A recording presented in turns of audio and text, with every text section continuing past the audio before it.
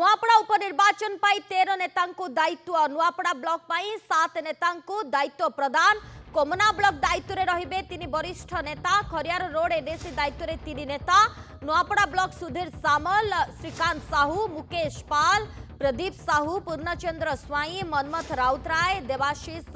Marandi Komna block पाई प्रणव बलवंत राय संजीव मलिक माधव धड़ा Khariar road NAC पाई गणेश्वर बेहेरा अनंत जेना राजेंद्र साहू को दिया जाइछि गुरु दायित्व बीजेडी सभापति नवीन पट्टनायक निर्देश रे ये दायित्व बंटन करा जाइछि। अधिक आलोचना पाई सीनियर रिपोर्टर प्रियप्रीतम महांती आम सहित जोड़ी होती। प्रियप्रीतम नुआपड़ा उपनिर्वाचन एवं सेथिपाई 13 नेता ये गुरु दायित्व कौन अधिक सूचना आपण पाखरे देखो नुआपड़ा उपनिर्वाचन पूर्व जो आम कह Nuapada NSC Nuapada block Khariar NSC Komna block ए सब पाखापाखि 36 52 जन को दायित्व दि जाता। आज पुणी गोटे अतिरिक्त दायित्व दि जाए किसी नेता मानक आम जब गोटाए आड़ विश्लेषण कर भितर गोटाए गोटाए नेता ना जब आम पढ़ा तेज स्पष्ट भाव में प्रथम कथाटी कहवा जे सुधीर सामल कथा उठुची जे पूर्वतन ढेंकानाल पूर्वतन विधायक अच्छा वरिष्ठ साधारण संपादक दलर जड़े सुसंगठक दुई थर विधायक जड़े वरिष्ठ विधायक पूर्व बाय इलेक्शन गुड़िक से ब्रजराज नगर कहतु झारसुगुड़ा कहतु विशेष अभिज्ञता था। श्रीकांत साहू पोलसरार पूर्वतन विधायक पूर्वतन मंत्री जो गोटे कहुए नुआपड़ा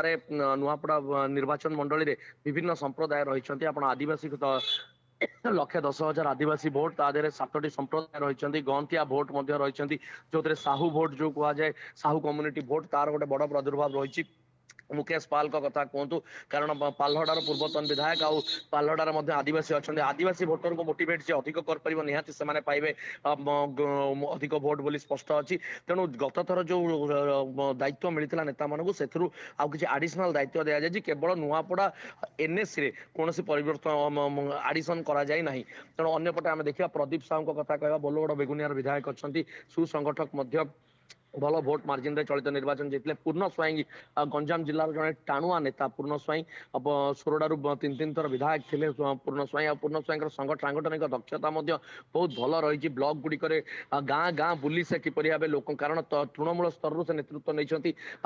गाँ गाँ बुली किपरि संगठन कर से भल भाव जानते। मनमथ राउतराय कथा कहवा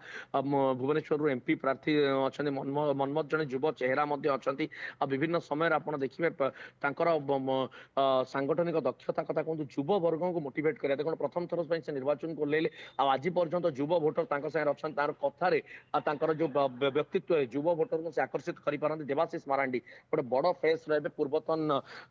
आम कह एससीबी मेडिकल कॉलेज बीजेडी सभापति नवीन पट्टनायक निर्देश रे ये दायित्व बंटन करा बहुत बहुत धन्यवाद प्रियप्रीतम आपन सूचना पाए।